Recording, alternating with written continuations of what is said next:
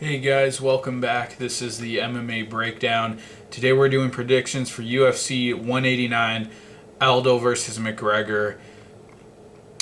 This is it. This is the crown jewel, definitely of all the UFC summer events. And as far as just the main event goes, probably the biggest fight, I don't know, maybe since Silva Sonnen, Lesnar Mir, huge. And I'm just going to tell you right now, I'm going to piss off all the Irish fans. I'm going to pick Aldo, but we'll break that down when we get there. Yeah, UFC 189, I'm not going to complain. Two great title fights. Both of them are fantastic. And some other really good matchups on the card, but a couple fights on the main card, really the two opening fights that, I just don't really feel are main card worthy. But I'm not going to complain because of the title fights. But when you see something like UFC 187 that's just stacked top to bottom, and especially the main card, just each fight there is stacked and star-studded. I wish they would really do that with all of these cards, and this doesn't really match up for me to UFC 187. But anyways, let's get right to it. All right, follow me on Twitter, by the way. Link is in the description, at MMA Breakdown 0. All right, starting off with the UFC Fight Pass preliminary card. Lightweight Yosdenis Cedeno versus Cody Pfister. Both of these guys, I don't feel like I have a really good feel for. Cedeno won his first fight against Chavez, I believe. And Cody Pfister, Yosdenis Cedeno. No, I'm sorry. He lost that fight against Ernest Chavez in a pretty underwhelming fight, and Chavez, has gone on to not look good at all in the UFC. Got stopped a couple of times in the first round, and then against Jared Sanders had a real different performance. Getting the first round stoppage, looked really aggressive with his striking and violent. Looked like he was throwing from odd angles, kind of, seemed to be a bit of an unorthodox striker. And then against Chad Laprise, just completely laid down in kind of the most underwhelming way possible. Just got taken down, got stuck in the body triangle, and out-grappled for almost the entire fight. It was a lay-and-pray fest. Couldn't get back to his feet at all. Cody Pfister, on the other hand, pretty much got destroyed by James Montazeri, who looks like a pretty talented fighter, a guy to keep an eye on, but got finished rather brutally in that fight. And solely based on their performances, Yosdenis Cedeno has gotten a stoppage already, hasn't taken any big punishment or been close to being finished, and Cody Pfister coming off of a knockout loss, albeit to a talented guy. I have to go with Cedeno just based on that, but I really don't have a good feel for these fighters yet. All right, next up at Flyweight, a real underrated fight, I think. Good matchup and pretty interesting. Seery versus Smolka. Pretty much opposite ends of the spectrum as far as where they are in their careers. Seery, pretty old guy, 35, and just coming into the UFC recently. He's had 3 fights, and Smolka, a young guy who's not really. I thought he looked really good in his debut against Alptek and Oskalic, but then kind of suffered a setback to Cariaso, and I thought was just getting dominated by Vasilik in his last fight before pulling out the kind of a Hail Mary finish. But Seery, a strong boxer, really quick hands, seems very one-dimensional though. Surprised me though against Chris Beal in his last fight. I thought Beal was just going to be the more complete fighter. I was going to be able to win with the wrestling, and was just a more athletic fighter. But Neil Seery not only picked him apart on the feet, made him gas out, and really just pushed the pace and hustled, outworked him there. But once it got to the ground, had a very good defensive guard. I think was doing the omoplata thing, the attacking with the rubber guard, and was pretty active off of his back, defensively. So that impressed me. I think might have been landing some elbows off of his back as well, but not so one-dimensional as I thought. And then Louis Smolka, on the other hand, in his debut against Oskilic, looked great. Was able to reverse a lot of Oskilic's takedown attempts. He ended up in mount off of the takedown attempts, and looked like a really long striker, a real tall guy for the division with some really good length, and was using that well in his striking. Against Chris Cariaso, just couldn't get any of that going. Got mount late in that fight though, and then against and he just kind of lost underwhelmingly on the feet. Just got outpointed, and then against Vasilik in his last fight, got completely dominated on the feet. It was very surprising. For the whole fight, he was just getting hammered. Vasilik was coming forward, and Smolka was just walking back, couldn't do anything, couldn't get anything going, getting hit a lot. And then pulled out the side kick to the face, a pretty rare kick in MMA that just caught Vasilik clean coming in, knocked him out cold. So, I think he's still a really talented guy. I think he has a lot of potential. Obviously, can pull out those fight-ending moves out of nowhere. But I just think he's very green, and Seery, I think, is going to have that same approach that Vasilik had, just forward pressure, throwing a lot of punches, really quick hand speed. So I think Seery's just going to outpoint him here for the decision. But Smolka, I think, should have a huge size advantage. If he could get this to the ground, I could see him being able to win the fight that way. But Smolka really had a lot of trouble against Vasilik in his last fight, so I got to go with Seery. Next up, Fox Sports 1 prelims at Bantamweight, Cody Garbrandt versus Henry Briones. Briones from tough Latin America. I think it was the guy who lost by head kick and knockout or against Marlon Vera from his back. Was standing over him, and he threw that up kick and knocked him out. And then in his fight in the finale against Guido Canetti, was losing badly, getting dominated on the feet, pretty much almost getting finished and being put out, was hurt to the body, and Canetti was just all over him. And Briones just pulled out, I keep using this term, but just kind of a Hail Mary knockout with one shot, turned the whole thing around, but looked really bad up to that point. And Garbrandt looked really good against Marcus Brimage in his debut. Is an aggressive striker, kind of has a weird striking style. I didn't think his form visually looked all that refined, but it worked, and he knocked out Brimage, who is a decent kind of bottom level fighter in the UFC. So I think Garbrandt's just going to roll over Briones here. Yeah.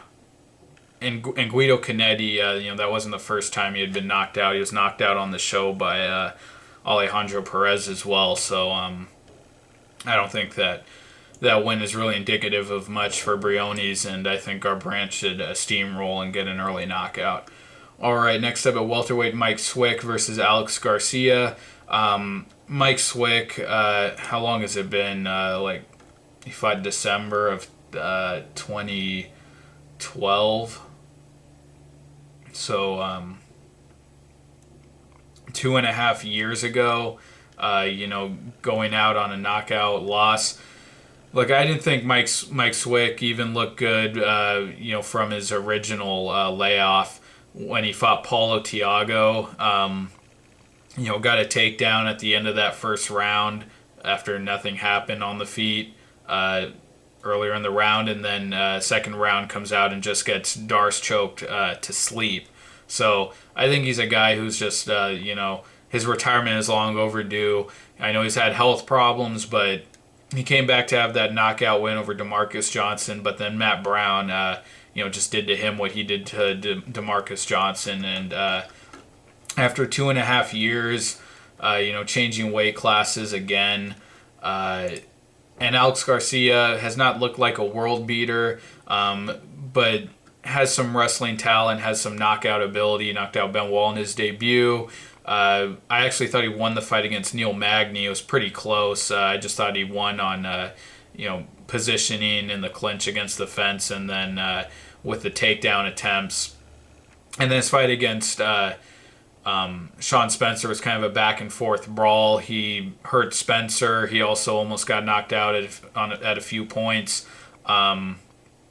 Showed that he's not really technically there yet with his striking, but I gotta think, that's just gotta be enough to beat an aging guy who's had health problems and hasn't competed in 2.5 years and was knocked out in his last fight. So, gotta go with Garcia here. I think he's probably gonna knock out Swick.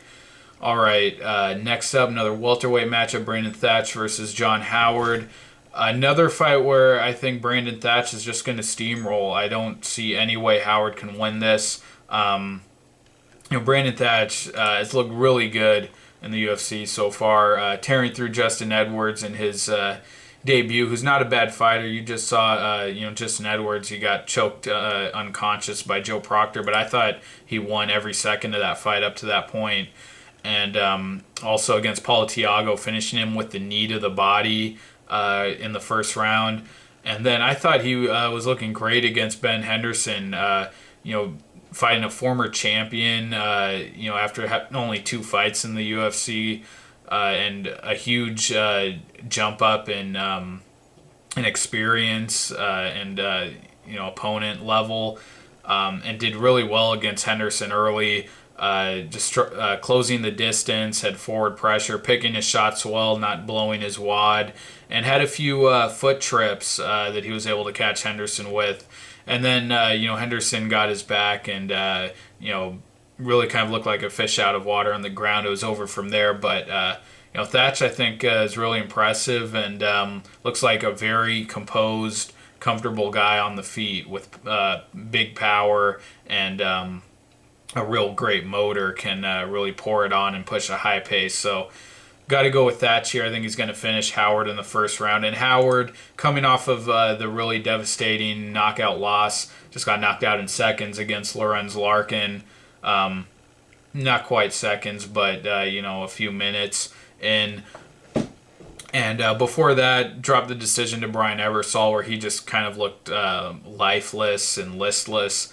And before that, also lost to Ryan LaFleur, where I thought that fight was more competitive. He was able to get on top a few times, get out from under LaFleur when he took him down. Had LaFleur hurt at a couple of points on the feet. Had a win over Bahadur Zada before that, where he did kind of the same thing. Was able to get some takedowns, kind of a bit of a wild brawler. And then we won't even talk about the Uriah Hall fight, but Thatch is just a surging prospect, and Howard has looked like he's on a big decline. So Thatch all the way, first round knockout. All right, next up, last fight on the prelims at welterweight: Matt Brown versus Tim Means. Fun matchup. I really liked Tim Means, especially in his last fight. I never thought that this guy should have been cut from the UFC originally. I thought he did well at lightweight. He just got out wrestled, and even in those fights, like against Jorge Masvidal, I actually thought he won that fight. Was pretty active with elbows and strikes from his back. And then against Danny Castillo, just kind of got out wrestled, but on the feet he was winning. And since coming down to welterweight, his first couple of performances, I didn't really think he looked that great. Lost to Neil Magny, had a very kind of a marginal win against Hernani Perpetuo, and Same thing against kind of Marcio Alexandre, but in his last 2 fights against Diego Lima and then against George Sullivan in his last fight, where he not only beat him up on the feet, but finished him off with the arm triangle as well. Just looks really aggressive, really kind of a crafty striker. Not a great range striker, but once he gets closes that distance, gets inside, he likes those shots from in close, those elbows. And a pretty dangerous fighter at that point. So I think Tim Means is good, but Matt Brown, the career resurgence and all that has been extremely impressive, but just matchup wise, not only has Matt Brown been fighting really elite guys, and his last fight against Hendricks, I thought he made Hendricks really uncomfortable on the feet and even on the ground, showed a good defensive guard at times. But Matt Brown on the feet, I don't see anyone knocking this guy out. The only guy who beat him on the feet was Robbie Lawler. Other than that, Matt Brown doesn't really lose stand-up fights. He has a great blitzing attack where he just comes forward and throws strikes. Knocked out Mike Pyle that way. The Eric Silva fight showed great heart, even though he was he was hurt to the body.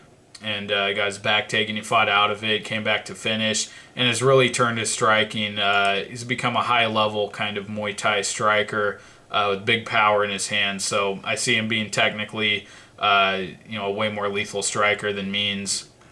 And I see them getting in a brawl, and I think Brown just eventually hurts him and gets the finish. So got to go with Brown there. Moving on to the main card, Bantamweight, Brad Pickett versus Thomas Almeida. I got to go with Almeida here, big time. I don't see any way Pickett can win. His bid at Flyweight was just terrible. Didn't work out for him. Didn't have the speed at all to compete there. And for a long time, when he was at Bantamweight, before he dropped down, I thought he was always a pretty good fighter and really well-rounded. Has some of the best wrestling for any British fighter ever, I think. Was able to out-wrestle Mike Easton in their fight and had a brutal knockout over Yves Jabouin a couple years ago, which was impressive, which was also Almeida's last opponent. But in the last couple of years, I think Brad Pickett's just been on the decline. I thought he was done after he lost to Michael McDonald. Never really recovered after that point.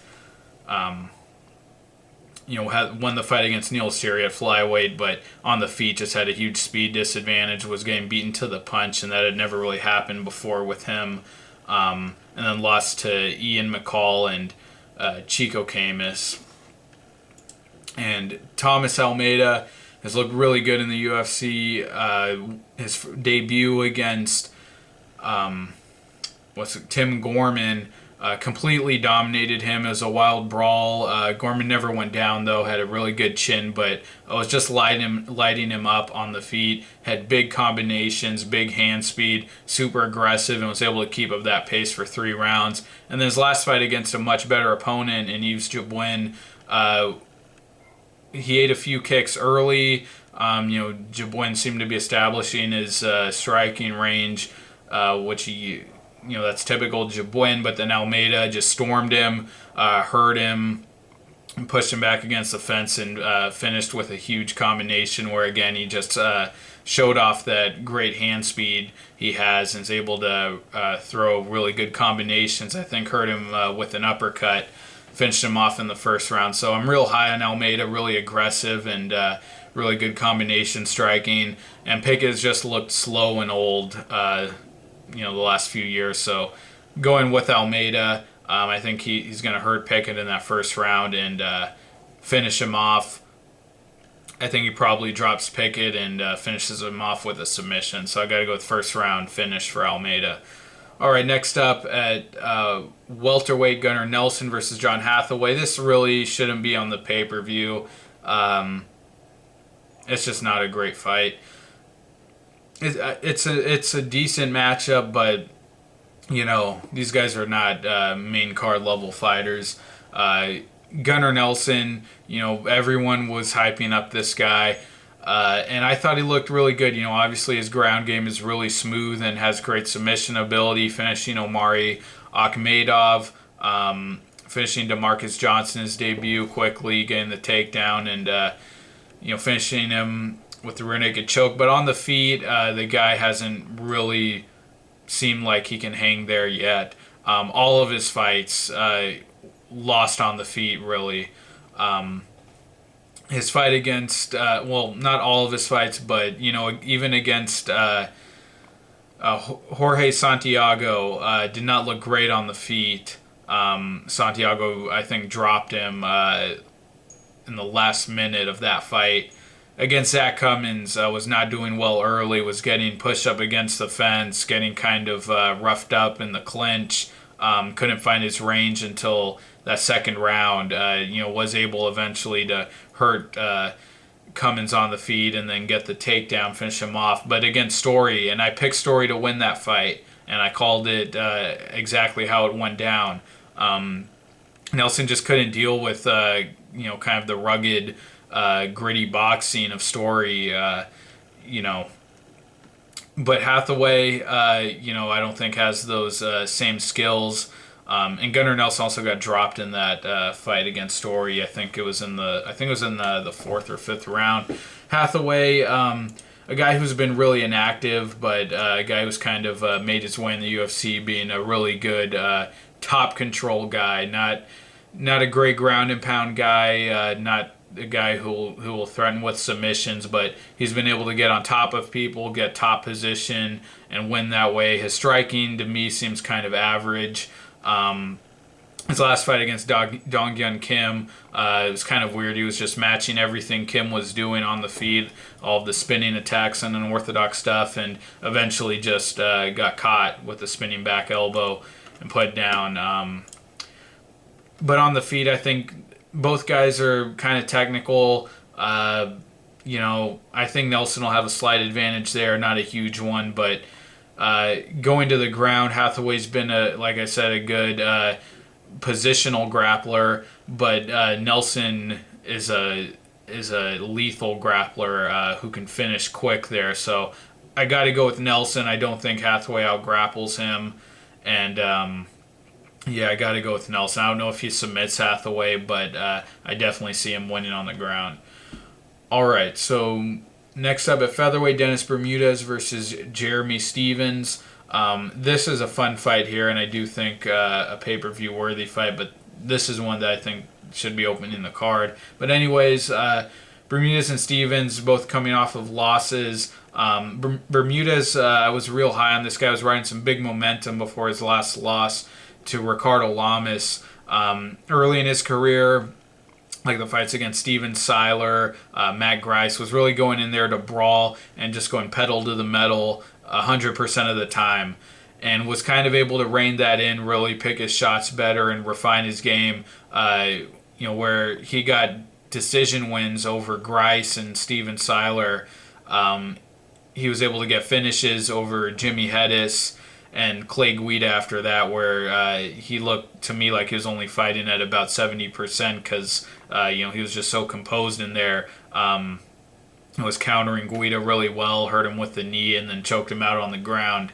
And then against Ricardo Lamas, didn't look terrible. They were trading on the feet, kind of feeling each other out, and got dropped with the jab and finished off. I think it was just a big jump up in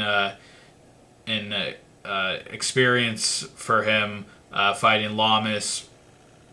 And then Jeremy Stephens, another guy who I don't think quite had the breakout performances that Bermudez did in the division, but had a big knockout win over Honey Jason, really dominated Elkins on the feet, seemed to really come alive, dropping to featherweight after his run at lightweight, getting knocked out by Yves Edwards, but lost the fight to Cub Swanson, which wasn't bad. Thought that he did well in that fight, landed his shots. But then against Charles Oliveira, really very surprising how Oliveira was just able to close the distance, and any time he was within arm's reach of Stephens within seconds, Stevens was just stuck in a submission in an arm bar and fighting for his life to not get tapped out. And couldn't make his striking work at all to create separation or to kind of stave off Oliveira's wrestling and grappling game. Wasn't able to do that at all. His striking game was completely shut down and nullified just by the presence of Oliveira coming forward and trying to grapple with him. So I see that happening here. I see Bermudez having the wrestling advantage, who's just a workhorse when it comes to wrestling. This guy, he picks up guys and slams them. Seiler had him in a triangle. He did that to him, just picked him up and slammed him. A super aggressive wrestler, pushes a super high pace, and I think he's just going to get the win with wrestling and kind of do a similar thing that Oliveira did, kind of shut down Jeremy Stevens' striking game. So I got to go with Bermudez for the decision. All right, now the title fights. First one, co-main event, welterweight title fight, Robbie Lawler versus Rory MacDonald. I've really been torn on this one, going back and forth. Rory MacDonald, I had written this guy off just like everyone else when he lost, or after he beat Jake Ellenberger in a really kind of underwhelming way, and then lost the fight to Robbie Lawler the first time, where he actually I thought won the first round, and one of those other rounds was kind of close. Was able to take Lawler down. Lawler, I think, was a lot more hesitant on the feet at that point, and then he wasn't fighting the same way he did against Hendricks and both times, and Jake Ellenberger even. But MacDonald competed well in that fight, but in the third round, when Lawler put pressure on him, he just fell apart, got dropped with a head kick, and just couldn't deal with the pressure of Lawler. And then even in the Damian Maia fight, I didn't think he had fully come back yet. Nearly got finished in the first round of that fight. Maia took him down and nearly pounded him out. And then, was able, and in the third round again, got taken down, but just kind of won with kind of point sparring, very methodical, kind of very slow-paced striking in that Maia fight, where he just kind of out-jabbed a Maia who was pretty gassed. But then the Tyron Woodley fight, he's become GSP Jr. He just has broken down the game to a science, and I've never seen a guy do what MacDonald did, just winning a fight really just with footwork. That fight against Tyron Woodley, just coming forward, and Woodley was, couldn't do anything but circle with his back to the cage the entire fight, and MacDonald was able to out-jab him from there, throwing those front kicks and question mark kicks. It wasn't exciting at all, and MacDonald's greatly changed from the fighter he was in the beginning of his career, where he was mixing in a lot of foot sweeps and takedowns and knocking guys out with ground and pound, like the Mike Pyle fight, but has become just a complete tactician, really broke down Woodley, and will not brawl if he doesn't have to. And the fight against Tarek Saffiedine, it got the finish, which, completely took his time, was really comfortable in there, outlanding Saffiedine for the entire fight. And then just out of nowhere, it didn't even seem that Saffiedine was hurt at that point, but just landed the shot that put him out. So has finishing power, can also fight in a really boring way and just dominate you with footwork and positioning. And Lawler, has been way more aggressive in his fights after that first MacDonald fight.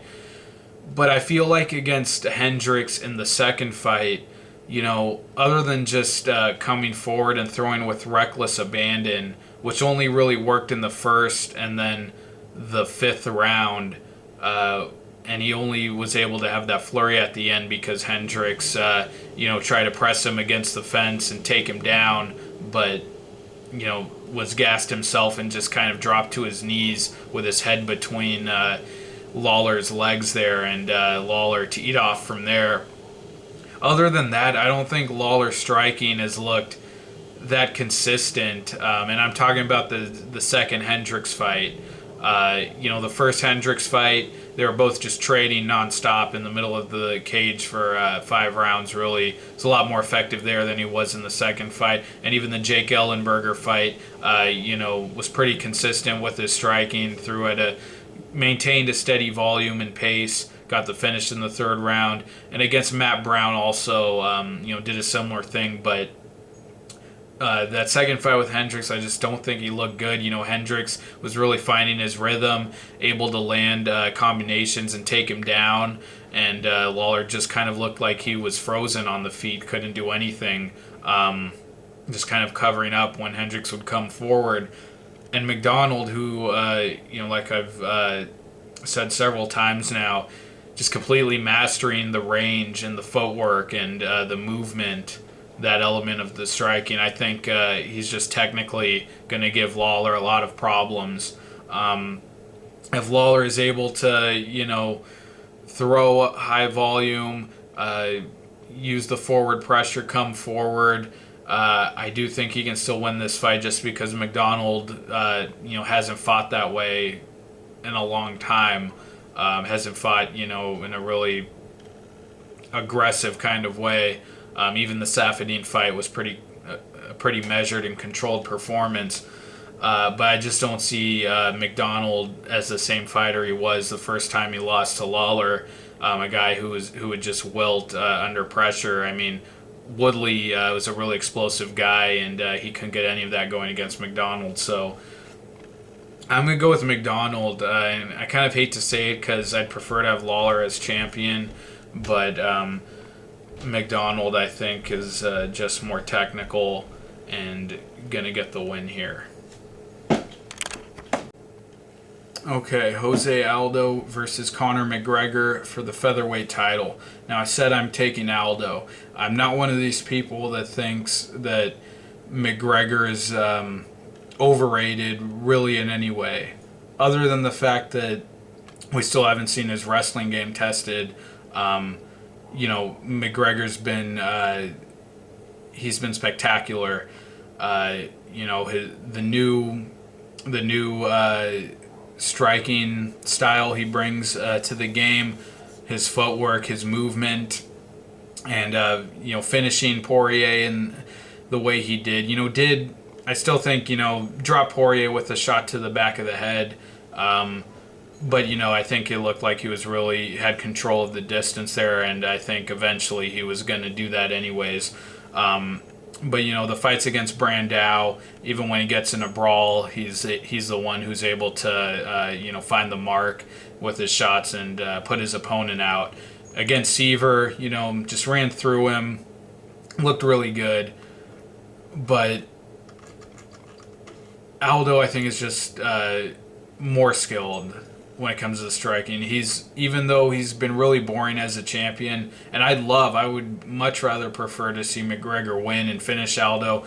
I love McGregor and all the hype he brings and the smack talk, his personality, his fighting style. Aldo, he's been really boring as a champion. I haven't enjoyed his fights, but I think he's just more efficient with his movement.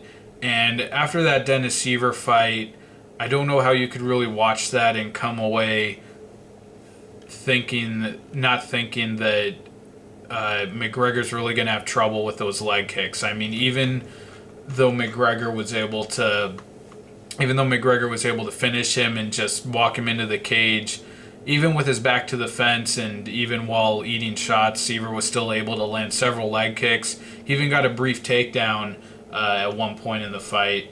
McGregor did very well to get back up immediately, but Jose Aldo, kind of like I was talking about with MacDonald, one of these guys that just has the game broken down to a science and wastes no movement at all. And for a long time, I thought he was a guy, I always said if he was just pressured early, he could be beaten because, he's proven to be hittable. The fight I always pointed to is Mark Hominick. He just took it to him early, still lost the fight, but, tired him out and was able to get on top of him in that fifth round and, work towards a finish. Um, and I think McGregor, after the knee surgery, I think his movement has been inhibited a little bit. And I think Aldo moves laterally a little better than McGregor does. Against Seever, McGregor, even though he still has really slick footwork and movement, I think he was kind of moving in straight lines. Coming forward very well, but it was kind of linear, just direct, pushing Seever back into the fence. Whereas Aldo, I think, can use the open space of the cage a bit better, move side to side, and laterally kind of get out of the way, throwing leg kicks and strikes from angles a little bit better than McGregor does. And like I was saying, for a long time I thought Aldo, if you just pressured him, that was the way to beat him. But his last fight against Chad Mendes, I would say that Mendes has more power and explosion than McGregor does, just pure knockout power. And Aldo took his best shots, got dropped a few times in that fight, was able to survive, and still, made it clear that he won the fight and was the better striker. And I feel like McGregor just tries to walk forward and make this a brawl. We're really going to see Aldo get violent. There was in that Chad Mendes fight, the second one, there was a point, I think it was, I can't remember, first or second round, but it was after Aldo he got hit in the groin by Mendes, and after that, he just looked real violent. Looked like a street fight, and the speed his speed, it looked kind of inhuman a bit. I think he threw Mendes down and was able to get on top of him and landed some big ground and pound shots, and it all happened in the blink of an eye. He really looked like an animal out there, and with McGregor riling him up all these months now, I think Aldo's kind of just gonna let loose like that. But Aldo, he fades at times, and he usually gets in a little trouble in the fifth round. Lamas got on top of him. Hominick really was pouring it on in that fifth round. And if McGregor can maintain that forward pressure, if he can close the distance, drive Aldo back, make him hesitant and land those shots, I could see him hurting him, and I could see Aldo fading in those later rounds. But against Mendes, he really didn't do that. He had great cardio, was able to fight at a really high pace, and took all of Mendez's best shots. I just don't... And again, McGregor, this is a huge jump up, fighting a guy who's been champion for so long, and we don't know how his cardio is going to hold up going 5 rounds against a world-class fighter in Aldo. So I'm going with Aldo. I think he wins a decision, just gets by, does a little bit more with the leg kicks. I don't think he dominates at all, but I just think he outpoints McGregor and is able to withstand all of McGregor's combinations and his speed. And his movement. So I'm going with Aldo, but I really do hope McGregor wins. Alright guys, well those are my predictions for UFC 189, Aldo versus McGregor. Thank you for watching. I will be back with my predictions for the event that takes place the very next day, the Tough American Top Team versus Black Zillions finale. And I'll have predictions for all of the future events and recaps throughout the summer. Follow me on Twitter. Link is in the description. Thank you guys. Take care. Bye.